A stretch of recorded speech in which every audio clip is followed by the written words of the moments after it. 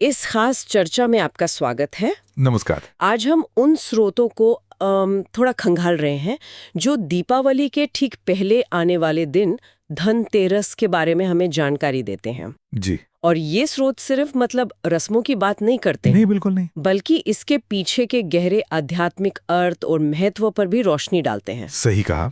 पहली नजर में तो अक्सर लगता है कि धनतेरस बस कुछ नया खरीदने का दिन है। हाँ, सोना चांदी बर्तन वगैरह। हाँ वही। लेकिन ये स्रोत बताते हैं कि ये शायद इससे कहीं ज्यादा गहरा है। बिल्कुल। इसे एक ऐसे शुभ समय के तौर पर देखा गया है जब कहते हैं ब्रह्मांडीय ऊर्जा अपने शिखर पर होती है और माना जाता है कि देवी लक्ष्मी पृथ्वी पर विचरण करती हैं। हाँ, और ये भी कहा गया है कि वे उन्हीं घरों में प्रवेश करती हैं जहाँ पवित्रता, श्रद्धा और आस्था का माहौल हो। अच्छा, तो ये सिर्फ धन ही नहीं, बल्कि स्वास्थ्य, समृद्धि और सौभाग्य, इन सब की शुरुआत का प्रतीक है। हाँ। और यहाँ एक दिलचस्प बात जो इन स्रोतों से उभर कर आती है, वो धन की परिभाषा है। अच्छा, क्या मतलब? मतलब धन सिर्फ पैसा या सोना चांदी नहीं है। ओके। इसमें अन्न यानी भोजन, ज्ञान, अच्छे रिश्ते और यहाँ तक कि मन की शांति, ये सब शामिल है। मतलब एक होलिस्टिक संपन्नता की बात है। वाह, ये तो काफी व्यापक सोच है। जी। और साथ ही स्रोत इस दिन को समुद्र मंथन की घटना से भी जोड़ते हैं।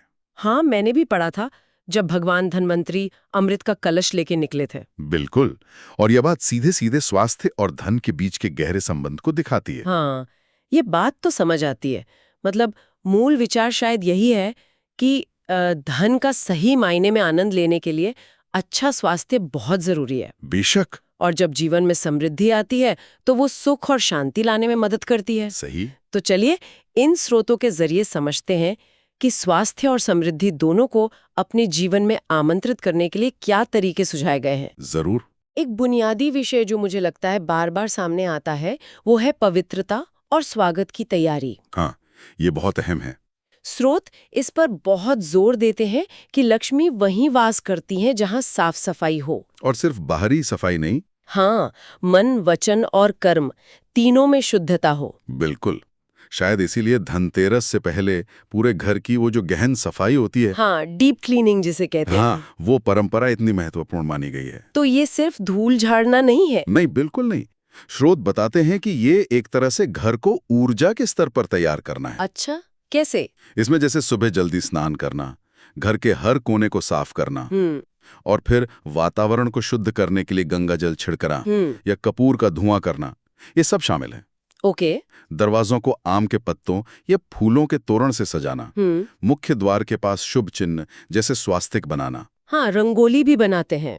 हाँ, रंगोली या चावल और रोली से श्री लिखना, ये सब देवी लक्ष्मी के स्वागत के प्रतीकात्मक इशारे हैं। एक सकारात्मक ऊर्जा का आवाहन है ये। और इस स्वागत का एक बहुत अहम हिस्सा है दीपक जलाना। हाँ, बिल्कुल। दिए तो जैसे धनतेरस और दिवाली का केंद्र बिंदु है, स्रोत बताते हैं कि घर के कोनों में दीपक जलाने चाहिए। जी। खास तौर पे वो दक्षिण दिशा में तिल के तेल का एक दीपक। हाँ, यमदीप। हाँ, यमदीप। माना जाता है कि ये अकाल मृत्यु और रोगों से रक्षा के लिए है। हाँ, ये परंपरा तो काफी प्रचलित है। और पूर्व दिशा में घी का दीपक जलाने को लक्ष्मी के आवाहन से जोड़ा गया है। अच्छा। लेकिन बात सिर्फ गिनती या दिशा तक ही सीमित नहीं है। स्रोतों में इसका गहरा अर्थ बताया गया है। क्या अर्थ? जैसे छत पर दीपक रखकर लक्ष्मी का आवाहन करना या अष्टलक्ष्मी साधना के तौर पर 8 दीपक जलाना, ये सिर्फ रस्में नहीं है। इन्हें ऊर्जा से जुड़ने के तरीके बताए गए हैं। दीपक अपने आप में अंधकार पर प्रकाश की विजय का प्रतीक है, अज्ञान और नकारात्मकता को दूर करने का।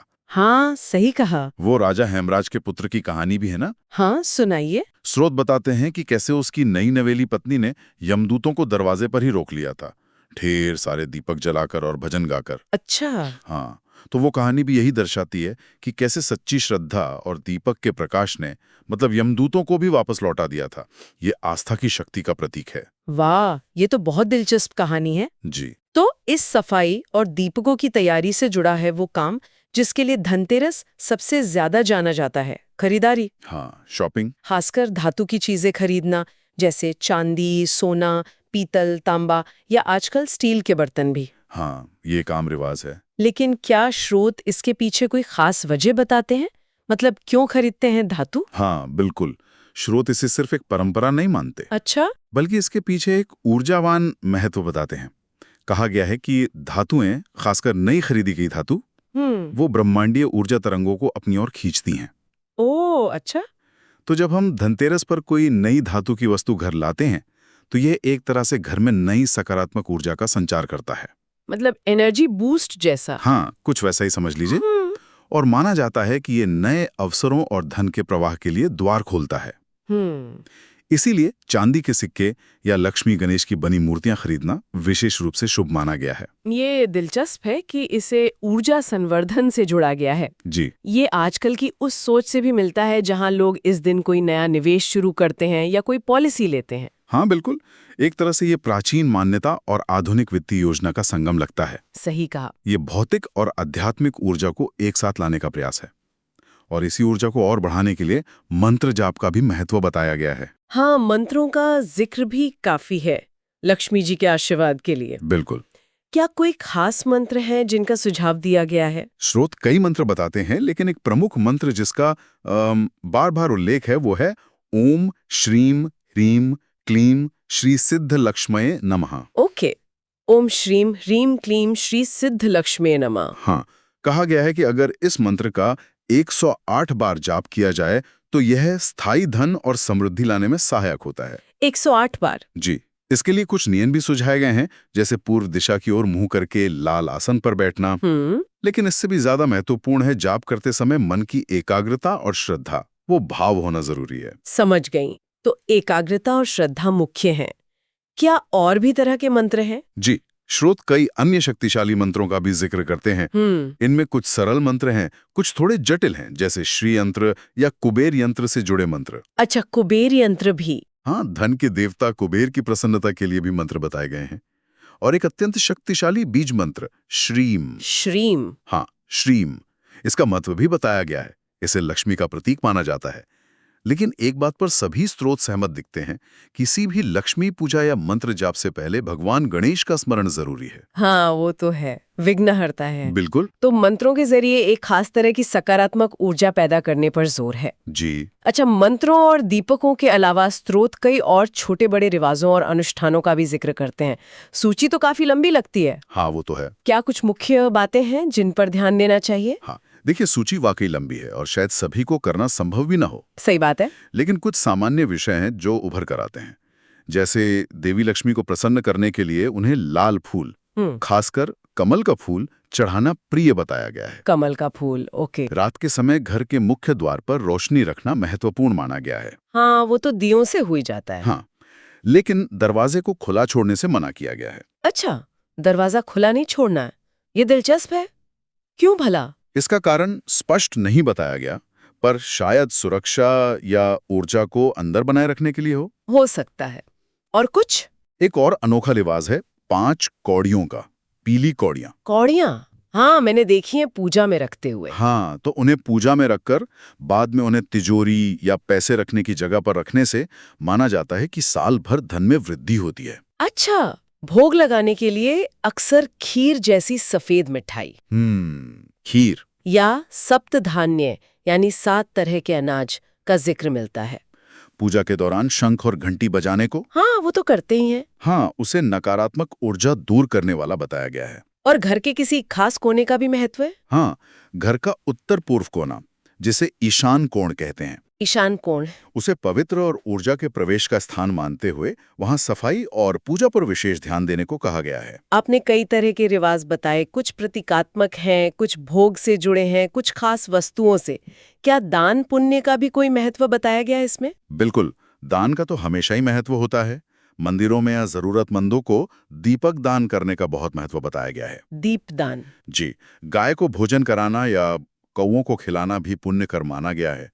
इसे पितरों की तृप्ति से भी जोड़ा जाता है। अच्छा। व्यवसायों के लिए इस दिन चोपड़ा पूजन का विधान है। हाँ, वो बही खातों की पूजा। बिल्कुल, नए साल के लिए अपने बही खातों की पूजा करना, जो व्यापारिक शुभारंभ का प्रतीक है। इसके अलावा घर में लक्ष्मी के पदचिन्ह बनाना, रंगोली बनाना जिसमें कमल, शंख, स्वास्तिक जैसे शुभ चिन्ह हो, ये सब सकारात्मक माहौल बनाने और देवी को आमंत्रित करने के तरीके हैं। इन सभी रस्मों और रिवाजों को सुनकर लगता है कि ये काफी विस्तृत तैयारी का समय है। हाँ, है तो। लेकिन क्या ये सब सिर्फ बाहरी क्रियाएं हैं या इनका कोई गहरा मतलब भी है?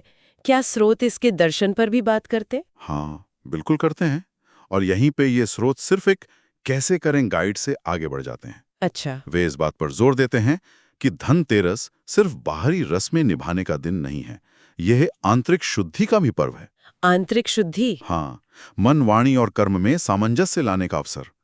ये लक्ष्मी को सिर्फ एक देवी मूर्ति के रूप में नहीं, बल्कि एक जीवंत ऊर्जा के रूप में पहचानने का नजरिया देता है। एक ऐसी ऊर्जा जो हमारे कर्मों, हमारे विचारों और हमारे आसपास के वातावरण से प्रभावित होती है और उसी के जरिए बहती है। तो मतलब लक्ष्मी को एक ऊर्जा के रूप में देखना, ये कैसे काम करता है, समझाएंगे थोड़ा? देखिए, स्रोत समुद्र मंथन के प्रतीक का इस्तेमाल करते हैं। अच्छा। जैसे देवताओं और असुरों ने समुद्र मंथन किया, वैसे ही हम रोज अपने जीवन में मंथन करते हैं, सकारात्मकता यानी अमृत और नकारात्मकता यानी विष के बीच। हाँ, ये तो है। धनतेरस हमें याद दिलाता है कि हमें अमृत को चुनना है। सही। स्रोत कृतज्ञता यानी शुक्रगुजार होने, सकारात्मक सोच रखने और ईमानदारी के महत्व पर बहुत बल देते हैं। उनका कहना है कि लक्ष्मी वहीं टिकती हैं जहां सद्भाव हो, झगड़ा या क्लेश न हो। ये जरूरी बात है। और ये जो अनुष्ठान है, ये भी एक तरह से मनोवैज्ञानिक स्तर पर काम करते हैं। ये हमारे मन में समृद्धि और सकारात्मकता के प्रति विश्वास को मजबूत करते हैं। ध्यान बाहरी धन से हटकर आंतरिक धन, संतोष, पवित्रता, अच्छे विचार, इनकी ओर जाता है। ये बात भी महत्वपूर्ण लगती है कि लक्ष्मी सद्भाव वाले स्थानों पर रहती हैं। और एक और बात जो आपने पहले कही थी कि महिलाओं का सम्मान लक्ष्मी की उपस्थिति से जुड़ा है। जी हाँ, स्रोत इस बात को स्पष्ट रूप से कहते हैं। जहां घर की स्त्रियों का आदर सम्मान होता है, वहां लक्ष्मी का वास स्वतः ही होता है। अंततः ये सब हमारे कर्म, हमारे आचरण और हमारे संयम पर निर्भर करता है। समृद्धि सिर्फ पैसा नहीं है। नहीं। स्रोत एक बहुत सुंदर नजरिया पेश करते हैं। धन, स्वास्थ्य, ज्ञान, अच्छे रिश्ते और मन की शांति, ये सब मिलकर ही सच्ची समृद्धि बनाते हैं। ये बहुत गहरी बात है। क्या लक्ष्मी के स्वरूप को समझाने के लिए कोई और प्रतीक भी दिए गए, जैसे आपने दीपक का बताया था? हाँ, स्रोत लक्ष्मी के 7 प्रतीकों का जिक्र करते हैं जो इस समग्र दृष्टिकोण को दर्शाते हैं। 7 प्रतीक कौन से? दीपक, जो ज्ञान और प्रकाश का प्रतीक है। कमल, पवित्रता और सुंदरता। जल, प्रवाह और जीवन। सुगंध, सकारात्मकता और दिव्यता। अच्छा। स्वर यानी मंत्र और ऊर्जा। स्नेह, रिश्ते और करुणा। और मौन, आत्मजागरूकता और शांति। वाह। दीपक, कमल, जल, सुगंध, स्वर, स्नेह और मौन। जी, ये प्रतीक हमें याद दिलाते हैं कि समृद्धि जीवन के हर पहलू से जुड़ी है। अंततः यह सब अपने भीतर के प्रकाश, अपनी आत्मलक्ष्मी को पहचानने और जगाने के बारे में है। तो अगर हम इन सभी स्रोतों से मिली जानकारी को समेटें, मतलब निचोड़ निकालें, तो क्या मुख्य बात निकल कर आती है? ऐसा लगता है कि धनतेरस सिर्फ एक दिन का त्योहार या खरीदारी का मौका भर नहीं है। नहीं, बिल्कुल नहीं। इसे एक गहरे आंतरिक बदलाव और पूरी तरह से समृद्ध होने के अवसर के रूप में देखा गया है, जिसमें पैसा, सेहत, ज्ञान, रिश्ते और मन की शांति सब कुछ शामिल है। बिल्कुल सही कहा आपने। मूल संदेश यही लगता है कि सच्ची और स्थायी समृद्धि केवल बाहरी चीजों से नहीं आती। ये हमारे अंदर की पवित्रता, हमारे सही कर्म, हमारी सकारात्मक सोच, हमारी कृतज्ञता और दूसरों के साथ साझा करने की हमारी इच्छा से पैदा होती है। सही। और जो रस्में और अनुष्ठान बताए गए हैं, वो इस आंतरिक स्थिति को पाने में मदद करने वाले शक्तिशाली साधन हैं, एक तरह से टूल्स हैं। हाँ, साधन। वे हमें उस ब्रह्मांडीय ऊर्जा के साथ तालमेल बिठाने में मदद करते हैं, जिसे इस समय विशेष रूप से शक्तिशाली माना जाता है। ये लक्ष्मी को सिर्फ एक बाहरी देवी के रूप में पूजने के बजाय उन्हें एक ऐसी ऊर्जा के रूप में समझने की बात है, जिसे हम अपने आचरण और अपनी चेतना से पोषित करते हैं। घर की सफाई से लेकर दीपक जलाना, मंत्र जाप करना, सोच समझकर खरीदारी करने और शुक्रगुजार होने तक, मतलब हर क्रिया का एक गहरा अर्थ है जी, जो बाहरी दुनिया और हमारी भीतरी दुनिया को जोड़ता है। ये सिर्फ रस्में नहीं, बल्कि अपनी चेतना को बेहतर बनाने के तरीके हैं। बिल्कुल। ये तो बहुत ही ज्ञानवर्धक चर्चा रही। हाँ, वाकई। इन स्रोतों से मिली जानकारी पर सोचते हुए एक आखिरी विचार मन में आता है। हाँ, बताइए। जिस पर श्रोता शायद आगे सोच सकते हैं। जरूर। अगर लक्ष्मी प्रचुरता और कल्याण के निरंतर प्रवाह का प्रतीक है, तो पाने के लिए देना या समृद्धि को बढ़ाने के लिए उसे साझा करना, गिविंग बैक। हाँ, यह धनतेरस के इन रिवाजों से आगे बढ़कर हमारे रोजमर्रा के जीवन में कैसे लागू हो सकता है? अच्छा सवाल है। इन स्रोतों में दिए गए दर्शन के अनुसार हमारी उदारता की ऊर्जा हमारे जीवन में आने वाली ऊर्जा को कैसे प्रभावित करती है? ये एक सवाल है जो शायद हमें समृद्धि के और गहरे अर्थों तक ले जा सकता है। बहुत खूब। सोचने के लिए एक बेहतरीन बिंदु। धन्यवाद। धन्यवाद।